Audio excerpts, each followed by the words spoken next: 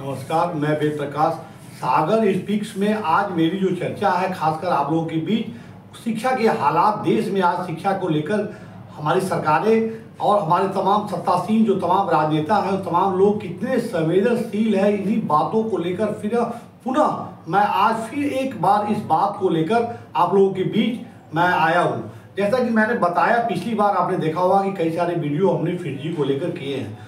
इसमें आपने देखा होगा कि फिरजी ने किस प्रकार हमारे देश के नौनिहालों के साथ जो उन्होंने जो बर्ताव किया है, मैं समझता हूँ क्या उनके अपराध क्षम्य हैं।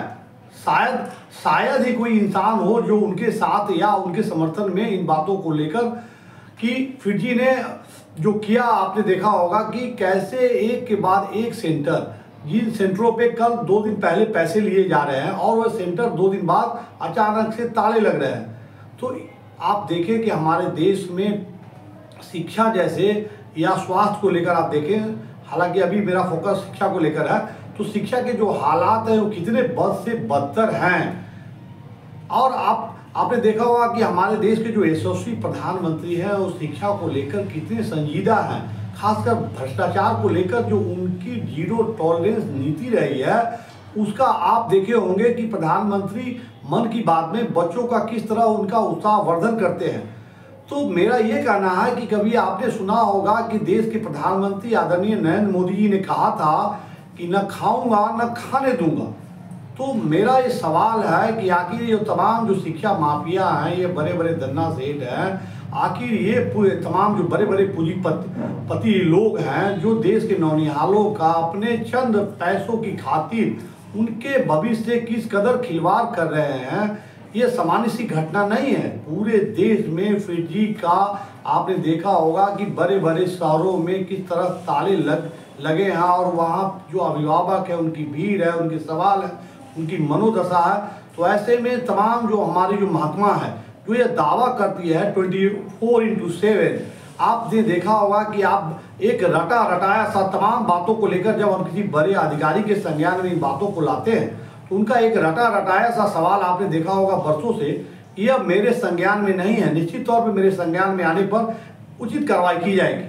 और बार बार आपने देखा होगा कि उनका ये कहना कि हमारी तमाम व्यवस्थाएं जो है कार्य को लेकर इतनी व्यवस्थाएं रहती है कि मैं इन चीज़ों को मेरे संज्ञान में आने पर मैं निश्चित तौर पे और तमाम तरह के जो उनकी मीटिंग्स हैं और अपने समय का जो हवाला देते हैं कि हमारी व्यवस्थाएं रहती है। आखिर इतनी व्यवस्थाएं होने के बाद भी देश में इस तरह के शिक्षा को लेकर आपने देखा होगा कि कितने एक बड़ा स्कैम हुआ है। तो इस ऐसे स्कैम पे अगर नकेल न कसा जाए हमारी व्यवस्था और सत्तासीनों द्वारा, तो इससे क्या होता है कि आने वाले दिनों में बहुत सारे उदाहरण और भी आपको देखने को मिलेंगे। और मैं खासकर ये सवाल मेरा है कि जब देश के प्रधानमंत्री इस बात में यकीन रखते हैं न खाऊंगा न खाने दूंगा, तो ये खाने वाले हैं कौन और इनके समर्थन में कौन ऐसे लोग हैं, कौन सी ऐसी शक्तियां हैं जिनके सहयोग से इनका मनोबल बना हुआ है। हमारे ही बच्चे हमारे ही देश में उनके पैसे, दिए गए पैसे, उतने ही पैसे चाहिए, वो भी देने में आनाकानी। अब रही बात की FIR लिखे गए हैं, मुकदमे लिखे गए हैं, अपराध इकाई की संज्ञान में है, तो आपने देखा होगा व्यवहारिक जीवन में इन चीज़ों में कितना वक्त लगता है, आखिर कितना वक्त लगता है।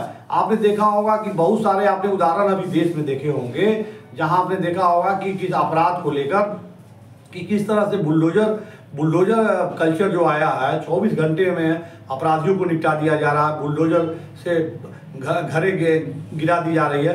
तो ये बुलडोजर जो है ये ऐसे लोगों के लिए नहीं है जो हजारों की संख्या में ठेका लेते हैं बच्चों के भविष्य से खिलवाड़ करने का।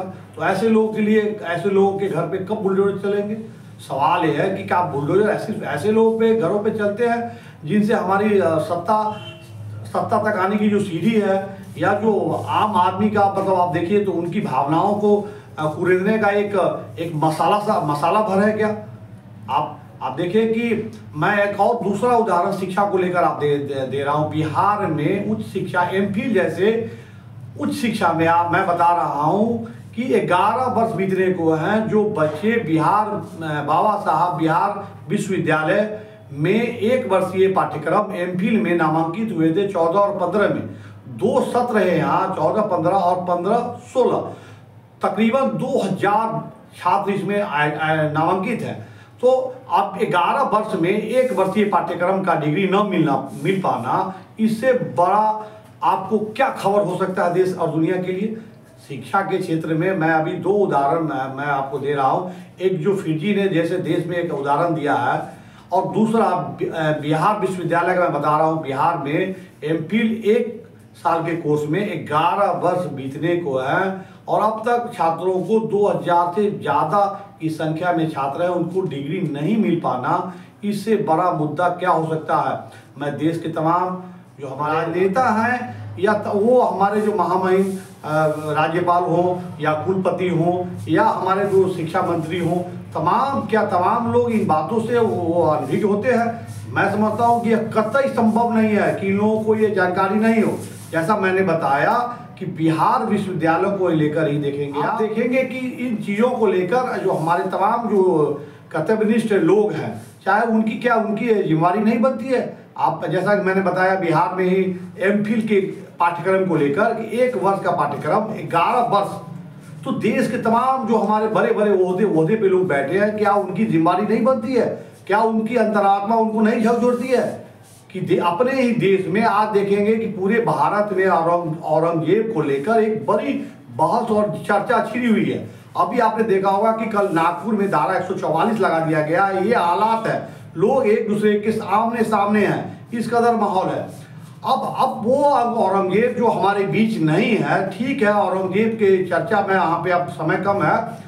औरंगजेब के जो क्रूर तानाशाही था, मंदिर को लेकर तोड़ने को लेकर बहुत सारी बातें हैं, उनके क्रूर शासनकाल को लेकर, और जो औरंगजेब आज हम लोगों के बीच नहीं है, उसके किए गए कर्मों को लेकर हम इतने जज्बाती हैं, अंदर से इतना जो हमारे अंदर जो आग है। और जो वर्तमान में जो हमारे ही समाज में, हमारे ही देश, हमारे बीच ऐसे औरंगजेब जो शिक्षा के नाम पर हमारे किस कदर हमारे देश के बच्चों का, छात्रों का जो जीवन बर्बाद कर रहे हैं, हजारों की संख्या में, चंद रुपयों की खातिर अपने पॉकेट भरने के लिए, ऐसे लोगों को कौन संरक्षक है, कौन बचा रहा है ऐसे लोगों के, कौन इन लोगों के साथ करे हैं। एक आम आदमी पर अगर मैं कुछ यहाँ बोल रहा हूँ, हो सकता है मुझ पर भी कोई मुकदमे हो जाए अगर मैं सवाल यहाँ कर रहा हूँ। तो जो मैं ये बता रहा हूँ कि एक आम आदमी के लिए कानून व्यवस्था किस तरह से काम करती है, और एक खास आदमी के लिए इसी देश का संविधान और कानून किस तरह का दोहरा मापदंड अपनाता है, मुझे कहने में